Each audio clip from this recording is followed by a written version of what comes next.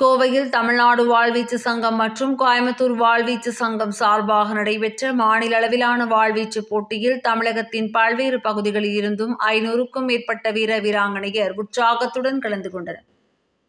Olympic விளையாட்டில் அனைவரின் கவனத்தையும் ஈர்க்கும் ஃபென்சிங் எனும் வாழ்வீச்சு விளையாட்டுப் போட்டிகளில் தமிழக மாணவ மாணவிகள் கூடுதல் கவனம் செலுத்தும் விதமாக வாழ்வீச்சு போட்டிகள் தமிழகத்தில் தொடர்ந்து நடைபெற்று வருகின்றன. இந்நிலையில் கோவையில் தமிழ்நாடு வாழ்வீச்சு சங்கம் மற்றும் கோயம்புத்தூர் வாழ்வீச்சு சங்கம் ஆகியோர் இணைந்து மாநில அளவிலான வாழ்வீச்சு விளையாட்டுப் போட்டி சரவணம்பட்டி பகுதியில் உள்ள தனியார் பள்ளி வளாகத்தில் நடைபெற்றது. 4 நாட்கள் நடைபெறவுள்ள இதற்கான துவக்க விழா தமிழ்நாடு வாழ்வீச்சு சங்கத்தின் ஒருங்கிணைப்பாளர் கருணாமூர்த்தி, தலைவர் சுப்பையா தனசேகரன் மற்றும் கோயம்புத்தூர் வாழ்வீச்சு சங்கத்தின் செயலாளர் தியாகு நாகராஜ் ஆகியோர் தலைமையில் நடைபெற்றது. இதில் சிறப்பு விருந்தினர்களாக ரங்கராஜன், நரசிம்ஹன் மற்றும் ரமணா ஆகியோர் கலந்து கொண்டு போட்டிகளை துவக்கி வைத்தனர். ஆண்கள் மற்றும் பெண்களுக்கென தனித்தனியே நடைபெற்ற போட்டிகளில் சென்னை, கோவை, திருச்சி, மதுரை, கன்னியாகுமரி, நாமக்கல், சேலம், தஞ்சாவூர் என தமிழகத்தின் பல்வேறு மாவட்டங்களில் இருந்தும் 500க்கும் மேற்பட்ட வீர வீராங்கனைகள் கலந்து கொண்டனர். ஜூனியர் மற்றும் சீனியர் என பிரிவுகளில் ஃபாயில், சேஃபர், எப்பி ஆகிய 3 பிரிவுகளின் கீழ் போட்டிகள் நடைபெற்றன. முதல் நாளில் சுமார் 100 பேர் பங்கேற்ற நிலையில் வாளை ஆவேசமாக வீர வீராங்கனைகள் சுழற்றி தங்கள் திறன்களை வெளிப்படுத்தினர். இதில் தேர்வு செய்யப்படும் வீர வீராங்கனைகள் தேசிய அளவிலான போட்டிக்கு தேர்வு செய்யப்பட இருப்பதாக போட்டி ஒருங்கிணைப்பாளர்கள் கருணாமூர்த்தி மற்றும் தியாகு நாகராஜ் ஆகியோர் தெரிவித்தனர். மாவட்ட வாழ்வீச்சு சங்கத்தின் நிர்வாகிகள் சிவமுருகன், அரவிந்த் உள்பட உறுப்பினர்கள் போட்டிகளுக்கான ஒருங்கிணைப்பு பணிகளை மேற்கொண்டனர்.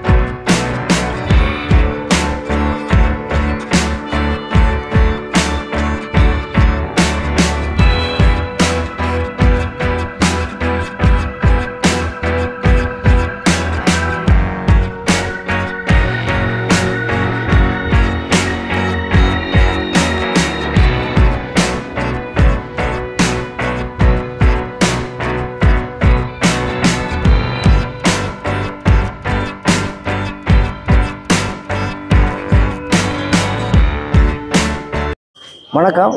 நான் டாக்டர் வி குமார், அட்வா கமிட்டியோட 1வது மெம்பர், திருச்சி அசோசியேஷன் ஃபென்சிங் அசோசியேஷனோட செக்ரட்டரி. இப்போ இங்கே நடந்துட்டு இருக்கக்கூடியது ஒவ்வொரு அதாவது என்ன சொல்லணும்னா எஜுகேஷன் இயரில் 4 ஈவெண்ட் நடக்கும். Senior, junior, sub junior and கேடட்னு சொல்லக்கூடிய 4 பிரிவுகளில் விளையாட்டு போட்டிகள் மாநில அளவில் நடைபெறும்.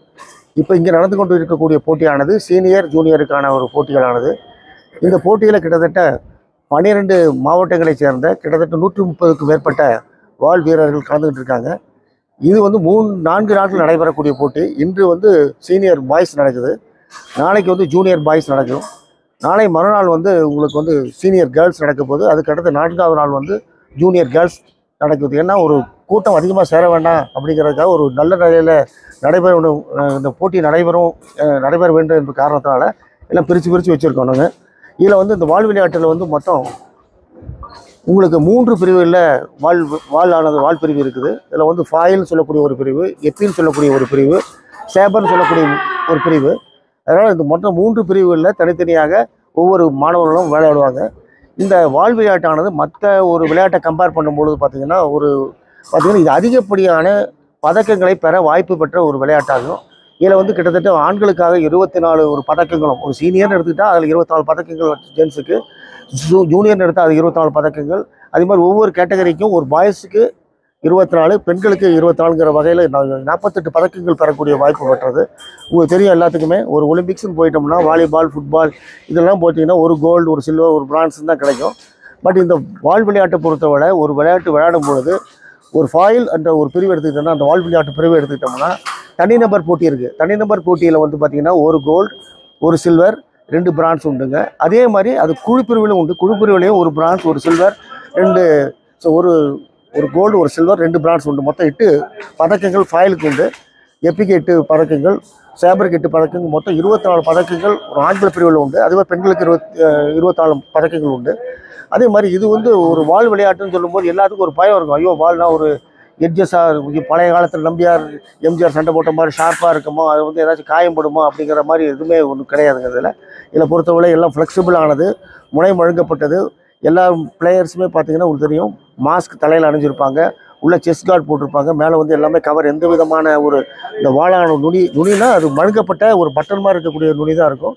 அந்த நுனி பட்டாலுமே யாருக்குமே எந்த விதமான ஒரு தீங்கும் ஏற்படக்கூடிய வாய்ப்புகளே கிடையாது. இதில் பெண்களும் நிறைய அளவில் கலந்துக்கிட்டு இருக்காங்க. நம்ம மாநிலத்தை சேர்ந்த பவானி தேவின்னு சொல்லக்கூடியவங்க ஒலிம்பிக்ஸில் கலந்துக்கிட்டார். இந்த ஒலிம்பிக்ஸில் பங்கு பெற்றார்கள். அந்த அளவுக்கு இந்த விளையாட்டை பொறுத்தவரை விரைவில் ஒரு காமன்வெல்த் விளையாடக்கூடியதோ, ஏஷியன் கேம்ஸு, மற்றபடி இன்டர்நேஷ்னல் கேம்ஸ் எல்லாத்துலேயும் பங்கு பெற வாய்ப்புகள் அதிகமாக உள்ள விளையாட்டாகும். இதான் எல்லா மாணவர்களுக்கும் நான் வேண்டிக்கொள்வது, மற்ற விளையாட்டில் விளையாடணும், கஷ்டப்பட்டாலும் அந்த பதக்கங்கள் கிடைக்கக்கூடிய வாய்ப்புகள் ரொம்ப கம்மி. இந்த விளையாட்டை பொறுத்தவரை வாய்ப்புகள் அதிகம் அப்படிங்கிறதுனால இப்போ உங்களுக்கு தெரியும், உங்களுக்கு மல்யுத்தம், ரெஸ்லிங் இதிலெல்லாம் பார்த்திங்கன்னா பதக்கங்கள் அதிகமாக நம்ம வாங்குறதுக்கு காரணம் அதில் இருக்கக்கூடிய பதக்கம் எண்ணிக்கை அதிகமாக இருக்குது. அதே மாதிரி இந்த ஃபென்சிங்லேயும் பதக்கங்களோட எண்ணிக்கை அதிகமாக இருக்கிறதுனால எல்லாத்துக்கும் இந்த விழிப்புணர்வு பெற்று இந்த கேமை எல்லாரும் விளையாடணும் அப்படின்னு நான் கேட்டுக்கொள்கிறேன் சார்.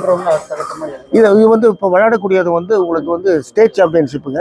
இது விளையாடக்கூடியது கிட்டத்தட்ட 15 டேஸ் நடைபெறக்கூடிய தேசிய நடைபெறக்கூடிய நேஷனல் கேம்ஸ் விளையாடுவாங்க. இந்த நேஷனல் கேம்ஸ் செலக்ட் பண்ணக்கூடிய இன்டர்நேஷ்னல் பிளேயராக வருவாங்க. இதில் விளையாடக்கூடிய பிளேயர்ஸை பார்த்திங்கன்னா நிறைய பிளேயர்ஸ் இன்டர்நேஷ்னல் பிளேயர்ஸ் விளையாண்டுருக்காங்க. பல இந்தியா 2-3 இன்டர்நேஷ்னல் விளையாண்ட பிளேயர்ஸ், அதாவது ஏஷியன் கேம்ஸு, காமன்வெல்த் கேம்ஸு எல்லா கேம்ஸில் விளையாண்ட பிளேயர்ஸ் இருக்காங்க. அதே மாதிரி இந்த விளையாடி கிட்டத்தட்ட நிறைய பேர் ஆர்மியில் சேர்ந்துருக்காங்க. அந்த ஆர்மியிலேருந்து இந்த விளையாட்டுக்காக இங்கே விளையாடக்கூடிய பிளேயர்ஸ் இங்கே விளையாண்டுட்டு இருக்காங்க இப்போது. அதனால் இது ஒரு சிறந்த விளையாட்டு. எல்லோரும் இதில் கலந்து கொண்டு இந்த விளையாட்டின் மூலமாக அதிகமாக பதக்கங்கள் பெற்று இந்தியாவிற்கும் பெருமை சேர்க்கும்படி கேட்டுக்கொள்கிறேன்.